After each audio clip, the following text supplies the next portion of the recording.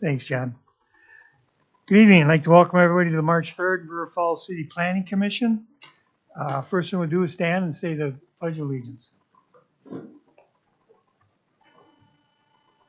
Pledge allegiance to the flag of the United States of America and to the republic for which it stands, one nation, under God, indivisible, with liberty and justice for all.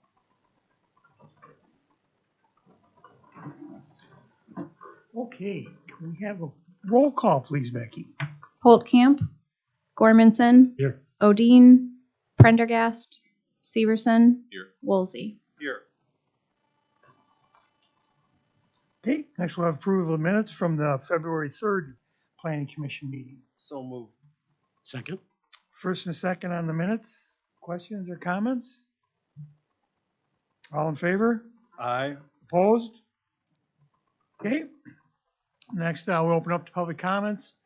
If there's anybody in the audience that they'd like to stand up and talk about, now would be the time. Obviously, there's nobody here, so we'll move on. And we have nothing for ordinance resolutions. We move on to reports. And we're going to have a presentation on our the downtown project, the 2025-2027 strategic initiative.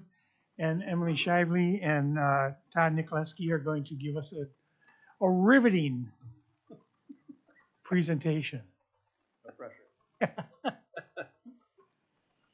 right. Thank you, Mayor and Planning Commission. I'm Emily Shively, the Assistant Director of Community Development, and I'm here with Todd Nikolewski, City Engineer, to give an update on the downtown project, which is a 2025-2027 Council Strategic Initiative. So our presentation is going to cover the background of the strategic initiative, plans and policies related to downtown, infrastructure inventory and analysis, the project approach and funding strategy, and then we'll close with next steps. So this item was designated a Council Strategic Initiative following the completion of the Focus River Falls plans, which included an update to the comprehensive plan, the outdoor recreation plan, and the bicycle and pedestrian plan. So that was designated as Council Strategic Initiative for 23 to 25. So we've been working on this for a while. Main Street has always been a significant priority, but those plans needed to be completed before a focused planning effort could commence. So in the 2023 to 2025 timeframe, there also were other priorities, such as infrastructure construction at Man Valley, construction of the biosolids facility, and a reconstruction of Wasson Lane that meant that a full planning effort couldn't be undertaken immediately following the Focus River Falls plans. However, Council directed staff to proceed with gathering information about the current state of infrastructure in the downtown area to serve as the foundation for any plan or project moving forward. So our work has included a review of the existing policies and plans, an inventory of the current condition of public infrastructure, an early evaluation of project approaches, and identification of potential funding sources. We've also been able to utilize consultants for a small area study around Division at Main and 2nd Street, as well as analyzing downtown alleys. And then we've secured a grant to study roadway safety. So we'll now summarize our findings in each of those areas. So in terms of existing plans and policies, the community has completed several significant planning processes related to the Main Street corridor and downtown, including the downtown design plan, and that led to the adoption of the downtown overlay zoning district, and then the Kinney corridor plan, and that also including that plan looked at dam removal and restoration of the river, but it also looked at land use and circulation adjacent to a restored river corridor. And then, as I mentioned, the Focus River Falls plans that were adopted in spring of 2023. So the key takeaways from those plans related to the downtown area is that downtown is really the center of gravity for the community. It's a key location that gives the city a sense of place and identity, where people gather, obtain goods and services, and connect with one another. There are opportunities to enhance connections between downtown and the river, improve safety for all modes of transportation, and continue to provide quality public services with the infrastructure systems that support the downtown area.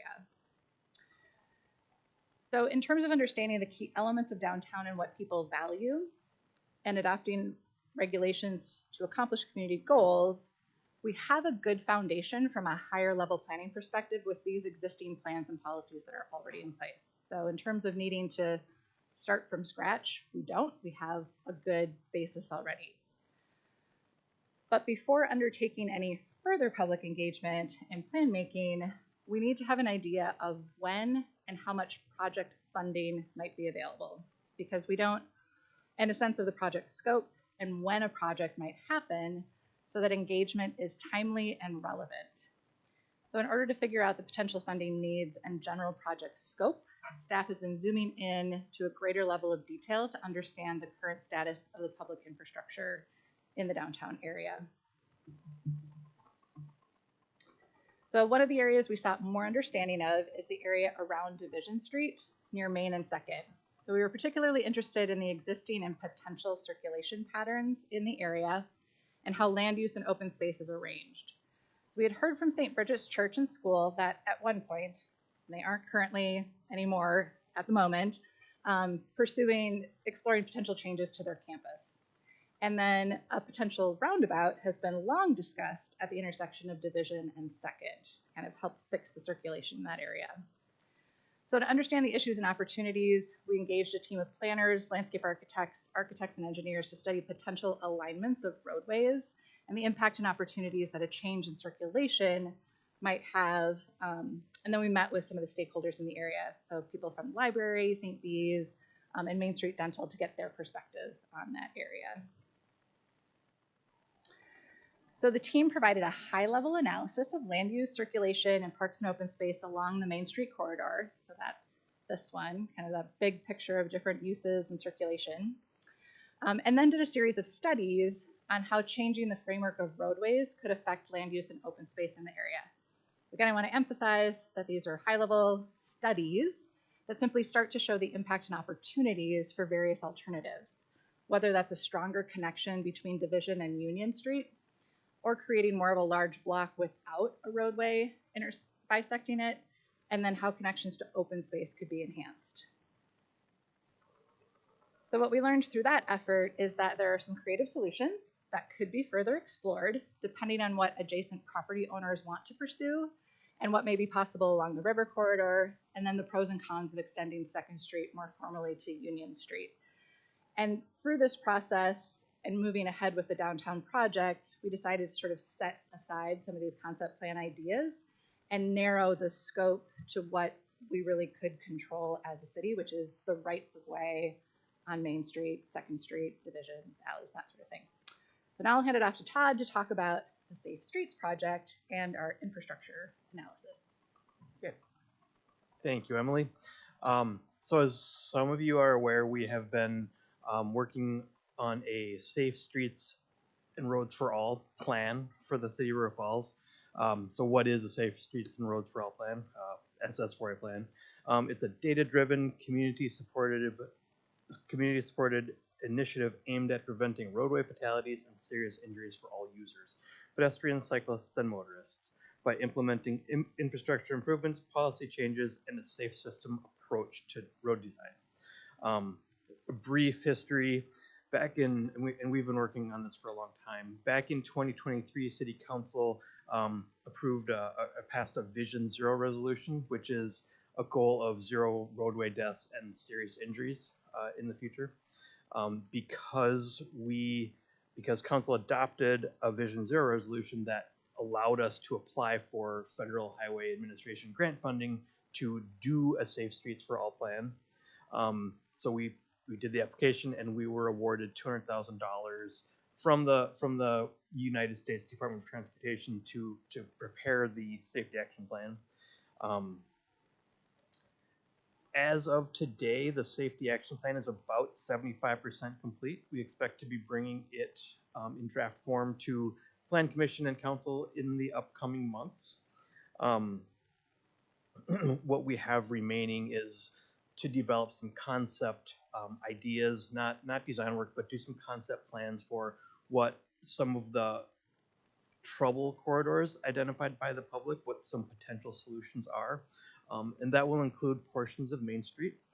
And just a shameless plug, our safety action plan, we do have a website out there www.cityofriverfallssap.com. That's cityofriverfallssap.com. Really everything we've done to date, some really cool public engagement with some online surveys and all that data is mapped out there. It's fun to look at. So our current status, I told you we're about 75% complete with the Safe Streets and All action plan. Once council adopts an action plan that will hopefully happen within the next couple of months, that enables us to apply for other grants within the same Safe Streets program. One of them is a demonstration grant. I'll talk a little bit more about that in a few slides future. And the other is an implementation grant. Demonstration grant would be a smaller project, like a safety intervention recommended in the plan that maybe is a little bit non-typical. You know, it would fund the installation and testing of a project. Implementation grant would be a big grant to fund a big project, such as a downtown reconstruction. So the demonstration grant, we did apply for a Safe Streets and All Safe Streets demonstration grant in 2025, and we were not successful. There was 3 tasks in that demonstration grant. One of them was a traffic signal study. We're going to look at our traffic signal timing and look at the timing and the phasing. So how long a light is green, whether it's a walk arrow or a walk symbol, or it's a green arrow, or it's a yellow, and then what order they happen in. That's like timing and phasing. And the task 2 was to study some temporary roadway interventions. Some of the identified areas early on in the Safe Streets and All action planning process were identified by the police department. North Main Street, we have a lot of accidents due to distracted driving. And this will surprise nobody, the Cascade and South Main intersection is, it used to be a state highway, and it still looks and acts and operates like a state highway. And its state highways were not designed for pedestrians, and it feels that way. And task 3 was some really kind of out there data. There are third-party software companies that are collecting third-party data from almost all the cars on the road.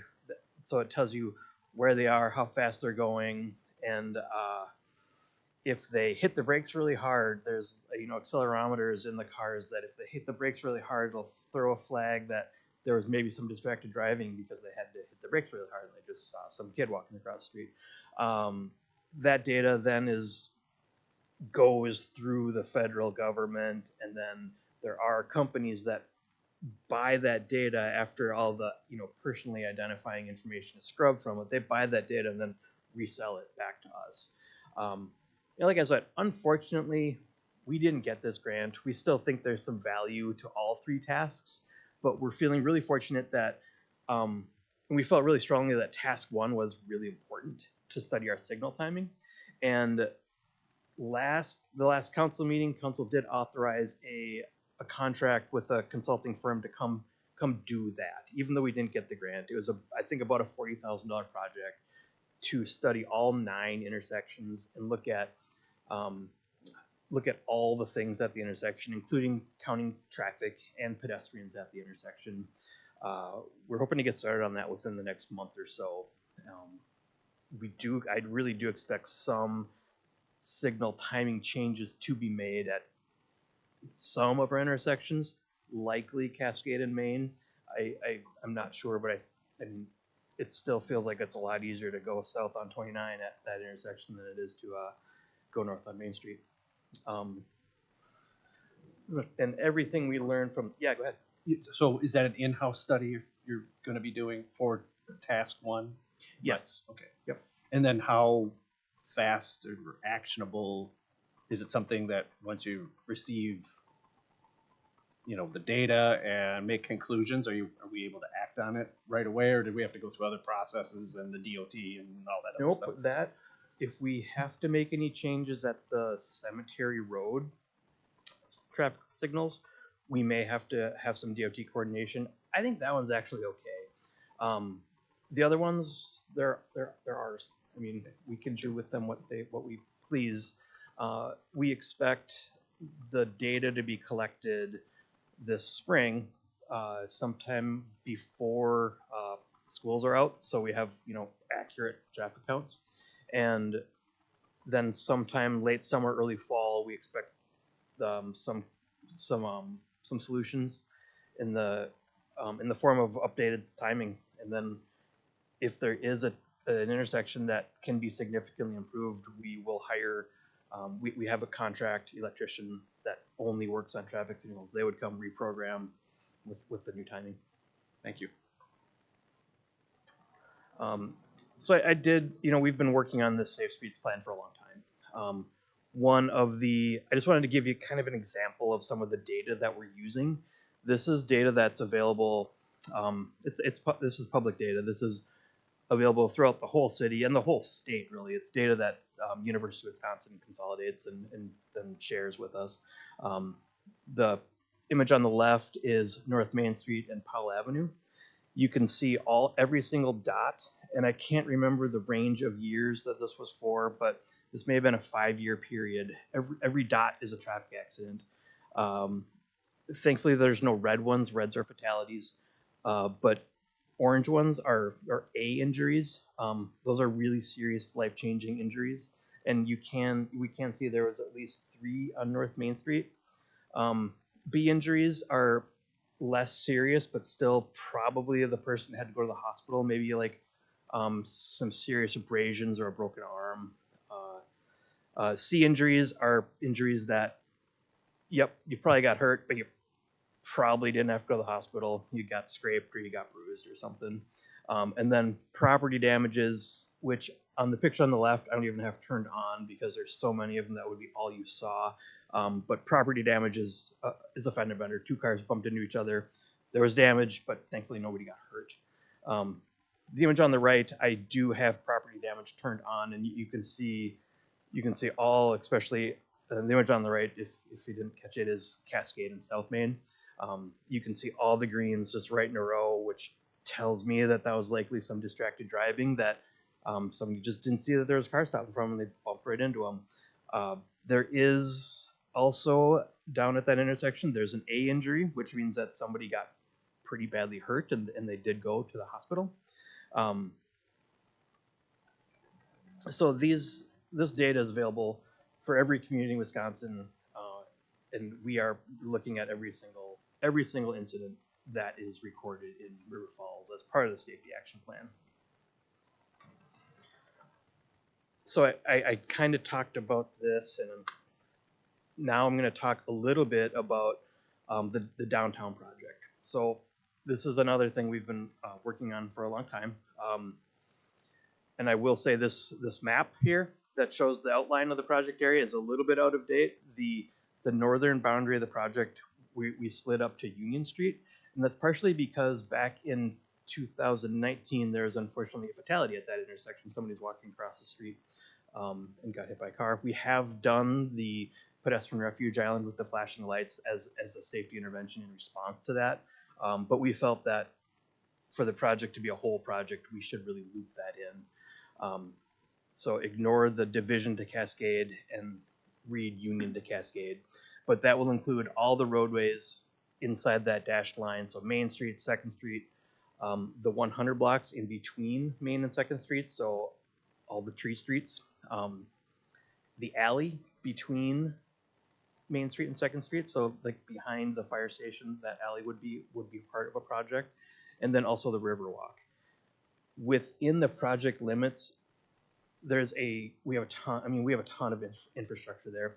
There's sanitary sewer, water main, electric utilities, storm sewer, of course the road itself, and 4 traffic signals.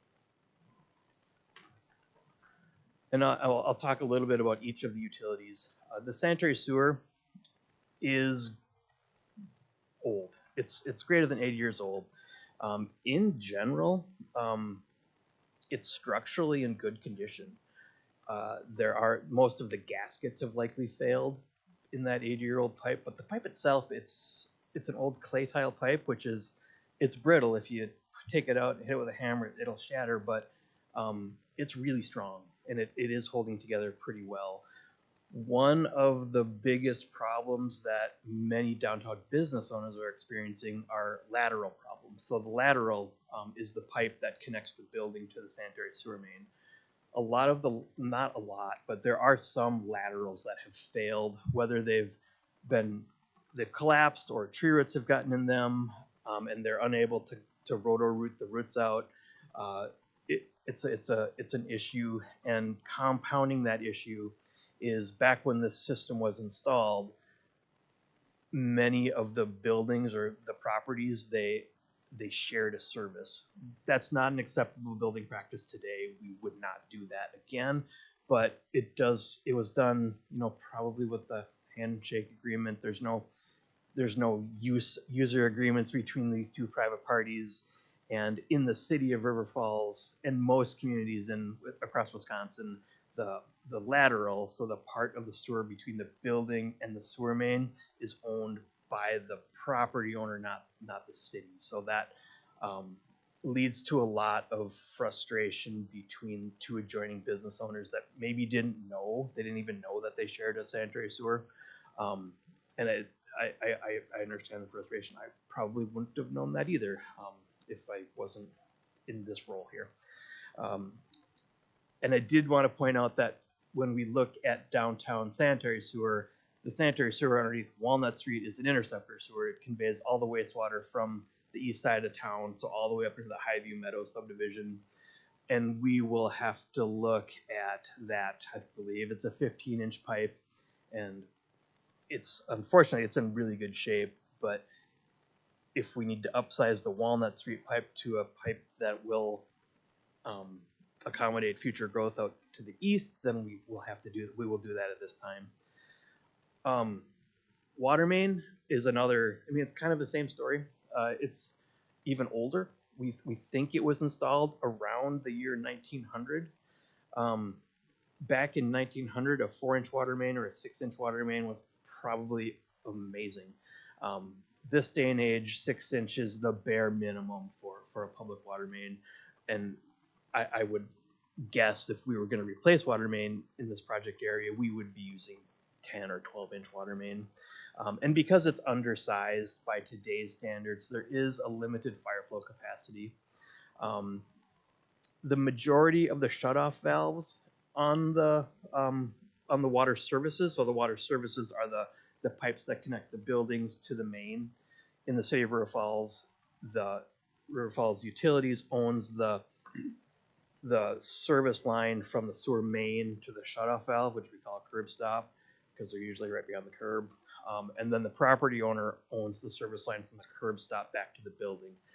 Most of those curb stops, and you'll see them when you walk down Main Street, you'll see a circular metal ring in the sidewalk. That's probably where a curb stop once existed. There was probably 100 of them at one point, and they're gone. None of them work, and instead of replacing them, we probably just lopped the top off and poured concrete over them. Which means that if there's a water problem inside one of these inside a property, we have to shut that water off. Usually means that we have to shut water off along the whole block, because the only valves that work are the mainline valves and not the service valves. Another concern with the downtown water utility is that we don't know what it's all made of. I mean, they're so old, and we are under some federal guidelines that by year 2027 we have to identify all of the materials that our water service lines are made of, and if they are a potential lead service line, a potential source of lead. And this is a federal ruling that kind of came down following the Flint, Michigan lead water crisis. And just as an example, this is a valve. This is a valve on the 6-inch line on Main Street. This failed in 2024 and was replaced by Total Excavating. This is what it looked like when we dug the hole. It doesn't look like much more than, it looks like a pile of rusty metal. This is what it looked like, cleaned up and taken out of the ground. And I gotta say, for a mechanical thing that lasted 120 years, that's amazing. But we don't know how many more years they have left, and we don't know if this is like the tip of the failure iceberg and we're going to start seeing more. As we haven't had any failures since 2024, but they're coming. They won't last forever. And I'll briefly touch on some of the electric utilities.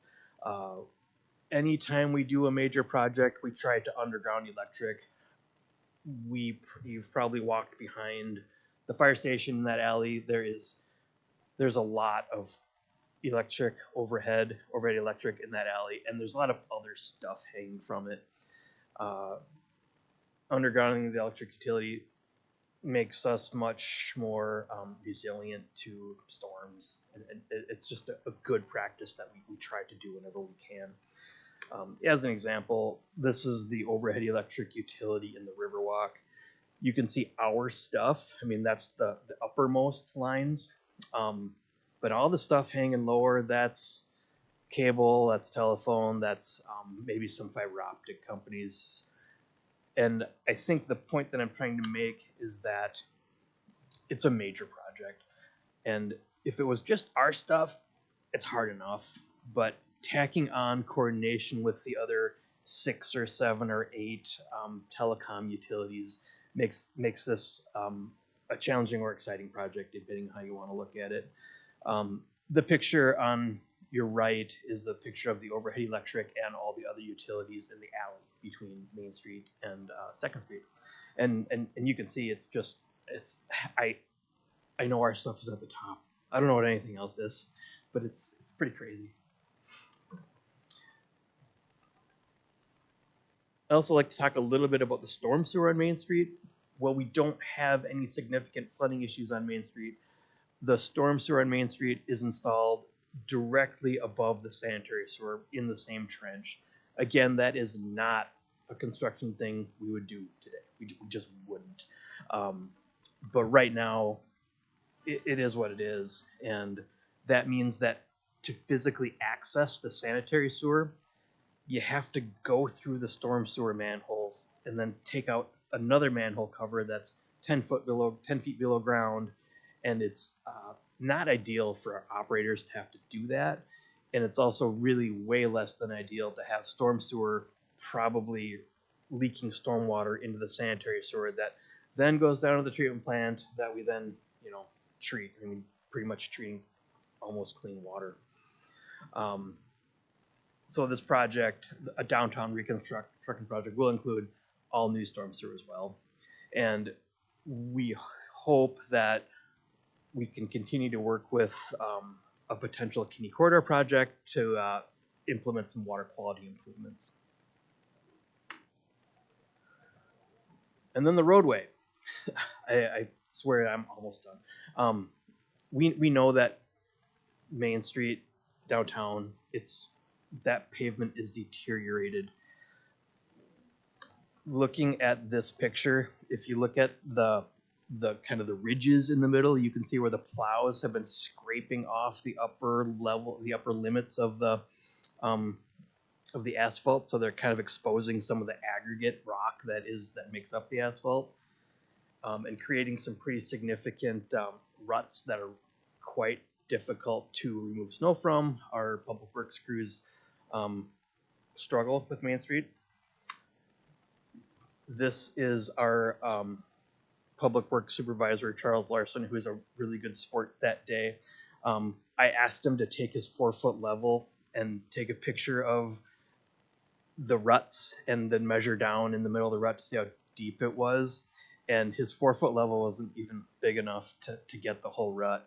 But if I had to guess, that the end of that level is probably 4 or 5 inches up in the air, just to illustrate how deep those ruts are.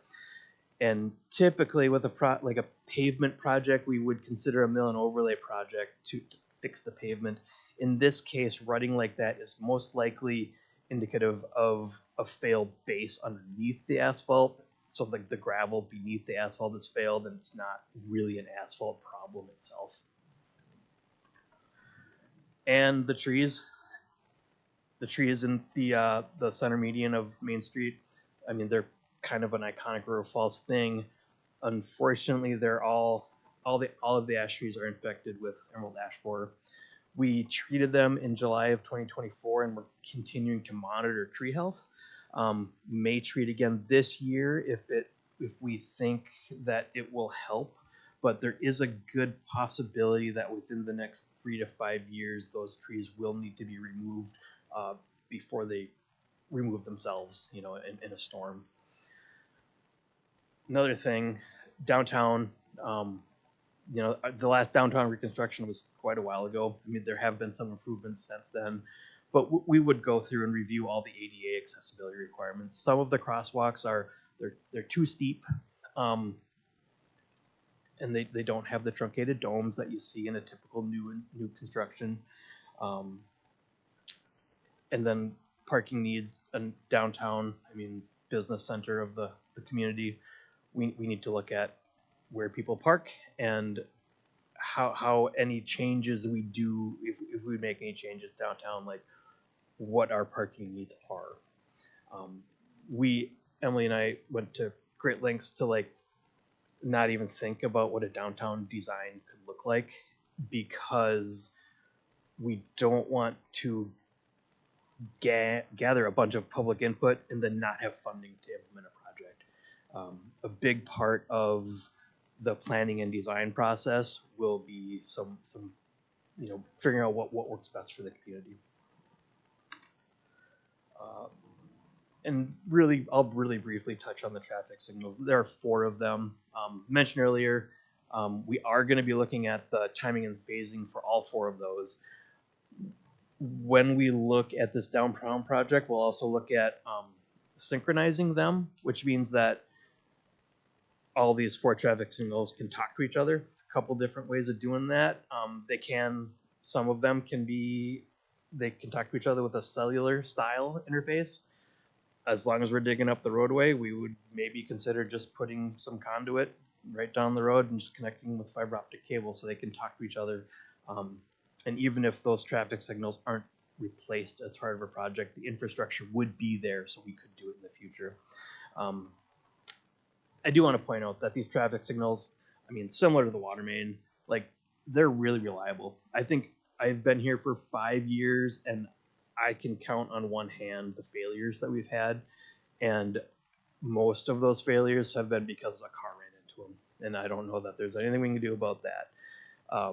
We do an annual or biannual inspection program where we have our traffic signal electrical consultant come out, and they do a full operational evaluation of each system, and if there's any deficiencies, we usually just have them fix them while we're here. I will say that our equipment is old, especially Cascade and Main is a very old traffic controller. It may not be upgradable to even talk with other signals. And there's new technology. There's always new technology that we'll investigate. Modern, brand new traffic signals likely have some cameras. There's likely some AI stuff that they are doing to modify signal timing on the fly, and we're gonna look at all of that. We talked about like physically how we're going to do the project, and what I'm going to tell you here is probably not how we're going to do the project, but we want to illustrate that we're thinking about some construction phasing to minimize impacts to businesses. We know when we dig up a road, it's going to be so hard for these downtown businesses, and really just, I mean, everybody that uses Main Street to get through town. So we'll be looking really closely with a consulting engineer to phase construction to make it as less painful as possible. It's going to be painful, but minimize the pain. So one of our thoughts is, we could break it up into 3 phases. And I'm not saying these are 3 construction seasons. I think we can do this in 2 construction seasons. And phase 1 could be like, we do 2nd Street and the 100 block streets, and the majority of traffic uses Main Street. Phase 2, we could do the undergrounding underneath the alley and the Riverwalk, especially the undergrounding on the alley, the 100 block alley. That would really open up that alleyway for businesses to use for customers to enter their businesses, but also make it a lot easier for deliveries to actually deliver their products that they sell. And then once 2nd Street, the 100 blocks, and the alley are buttoned up, then we move on, and we could really blow up Main Street. And it'll look like a bomb went off when we do this project. It's going to be a deep excavation, and it's going to be really hard. So with that, do you want to talk about our next steps? Or you want me to? No, go ahead. Okay. We talked about the Safe Streets for All implementation grant, which is the federal program that could fund a project like this, at least the surface transportation improvement part of the project like this. Another federal program that we have been working on is called the BUILD program. I'm not even going to try to tell you what that acronym means. It's something, but it's another federal DOT program that can provide up to a $25 million grant to do surface transportation improvements. So it's roadway and storm sewer is what those buckets are. We submitted a BUILD grant application about a week and a half ago. We should, and that's for a $25 million grant to fund downtown. As part of our grant application, the River Falls Utilities agreed to fund replacement of those utilities under the roadway. So the electric work, the sanitary sewer, and the water main. And that we did that to help strengthen our application. We'll know sometime this summer, early summer, if we are awarded a project. Between fall and winter 2026, we will be working on a grant agreement. We would be working, I'll say would be working on a grant agreement with federal DOT, and bringing a consultant online to start working on some planning and engineering. Planning and engineering would run from spring 2027 to spring 29, and then we'd roll right into permitting and bidding, and summer 2030 we would start the project and have it all finished up by fall 2032. This is best case scenario, but we think we've put together a really strong application, and we're cautiously optimistic. A couple other major days are major milestones. Safe Streets for All, a safety action plan I mentioned earlier. Within the next month or 2, we're hoping to have that adopted, finalized and adopted. And then Safe Streets for All implementation grant. We're going to prepare a Safe Streets for All implementation grant for the same $25 million project, in case we, in the event that we aren't awarded a BUILD grant, we're just gonna keep rolling on the Safe Streets. And if we're awarded neither of them, we will continue to roll again with a BUILD grant application in 2027 and a Safe Streets for All implementation grant in 2027. So we're just gonna keep pushing until we figure out how to get it funded. So with that, sorry, that was long-winded. I'm sorry. There's just so much down there that there's a lot to talk about. Any questions? Can you talk a little bit more about that infrastructure on Main Street? And here's some context. In 2020 or 2004, 05, I think, I was on the Utility Commission, and there was concern at that time. And I look, here we are 20 years later. So we've done pretty well, but now the bill comes due. And I'm just wondering what that looks like, because that infrastructure is 120 and 80 years old. Is it going to sit in the same place? Is it lower, the new infrastructure? Is it in the same trench? Is it, and how is it engineered? And what are we looking at for cost? And it's probably too early to even ballpark that, I imagine. Yeah, I mean, ballpark, between water and sewer, I think it's gonna be about $5 to $6 million for water and sewer.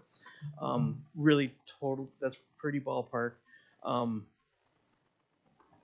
As far as alignments of the utilities in the roadway, that's gonna be that'll be something we look at more towards the design stage, but we'll need to be really careful and make sure we sequence that construction so the existing sewer and water can stay alive while the new water and sewer is being installed. So it's gonna be tricky, and it's gonna require smart design and strong contractor coordination when we do the work. And related to that, are the laterals that come out from those businesses, I mean, are businesses gonna have to put, will they have costs? Or will whatever lateral they have, will just be able to hook up, or is there gonna be some? That's kind of to be determined. I think it would be somewhat irresponsible to connect a really old pipe to a brand new one, Right. and then have to come back and dig up Main Street. There is the fact that the utilities don't own that pipe; it's the property owner. So, that's one of those details that'll have to get worked out. But And do you know where those businesses are, where they share the lateral, or? Don't. Okay, I mean, so it just, only when an issue arises, Right. is it discovered? we know where laterals enter the sewer. We have video equipment that we run down the sewer, so we know exactly where they come into the sewer. How many pipes join one before it goes in the sewer, we don't know. And that sanitary sewer on Main Street is really deep, so a typical sanitary sewer, the lateral will enter the side of the pipe. So when you run the camera down it, you're like, yep, this one comes in from the left, that's from over there. It's pretty straightforward. All the laterals, not all the laterals, a lot of the laterals on Main Street come from the top. So you don't know. I mean, you don't know which way it's coming. You have no idea. And there's ways figured out. I mean, we would, as part of the planning and design process, we probably will be doing some extensive cameraing and dye testing. You put dye down a toilet of one business and figure out where it comes out in the pipe using the cameras. So, all things we can do. Do you know when the last parking study was done downtown? I don't. Probably a while. Yeah, I think there was some analysis done when the city decided to discontinue parking meters. But I think that was over a decade plus ago.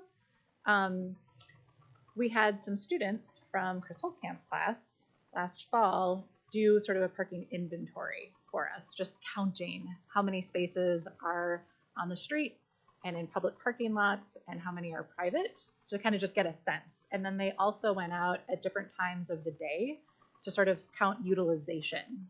So we're starting to gather some data about that, but as part of the planning and design, we would be doing a more extensive inventory of that. But anecdotally, what they found just through their exploration is that our public parking lots are underutilized. And that may be because people don't know that they're there and how close they are to downtown. So a lot of times people want to park right in front of their destination.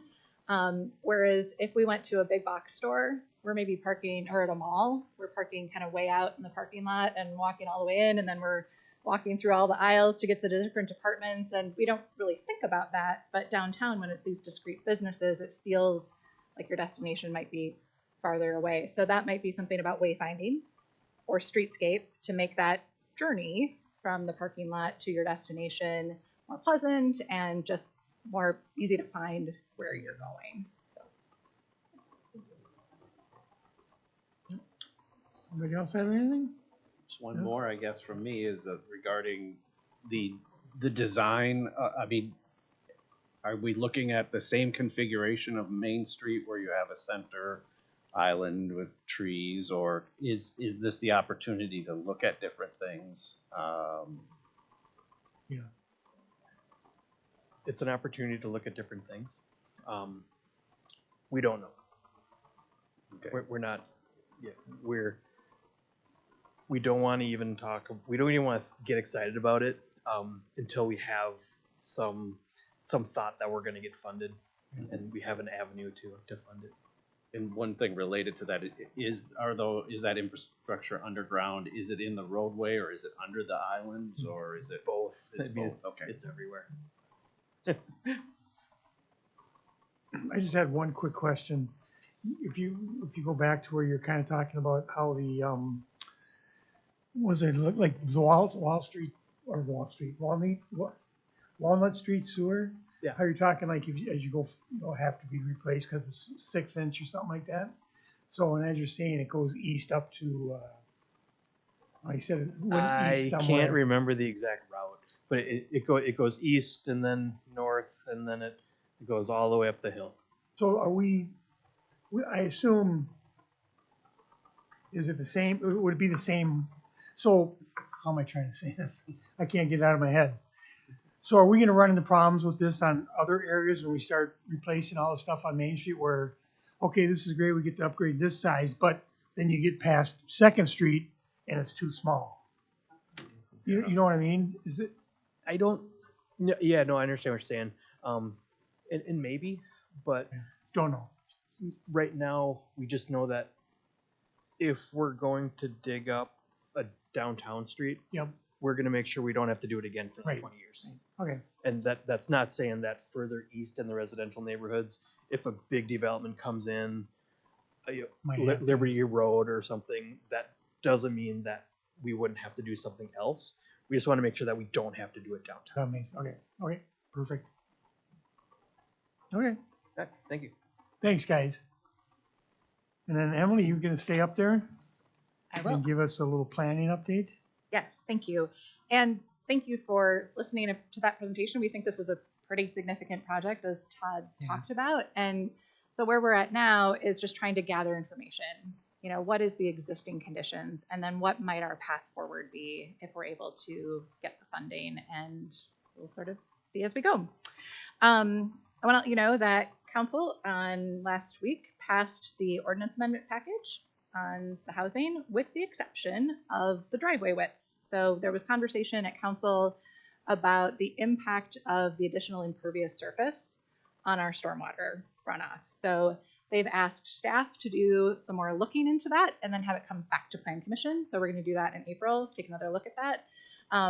Also, we have had our planning intern do kind of a look at some existing neighborhoods to see sort of what is the extent of driveways over 25 feet right now.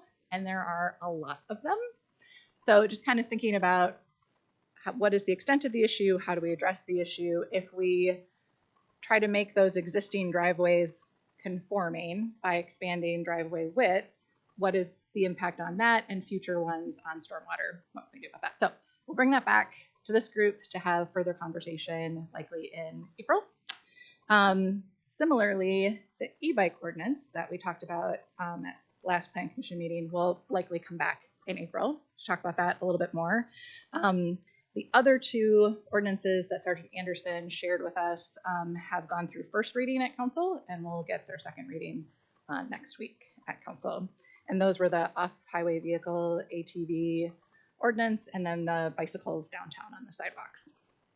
And then also tentatively for April, we may get a presentation of the draft Safe Streets Action Plan. So, and then because we've got a bunch of things on April, I also want to remind you that our date has changed for April because April 7th, our Tuesday, is Election Day. So it'll be Wednesday, April 8th for the April Plan Commission. And that is all I have. I'll turn it back to you, Mayor. Perfect. Anybody have any questions about anything? Okay, I move to adjourn. Second. first and second to adjourn, all in favor? Aye. Opposed? We are adjourned. Thanks, guys. Thanks, everybody. Thank you. Another wonderful planning commission meeting.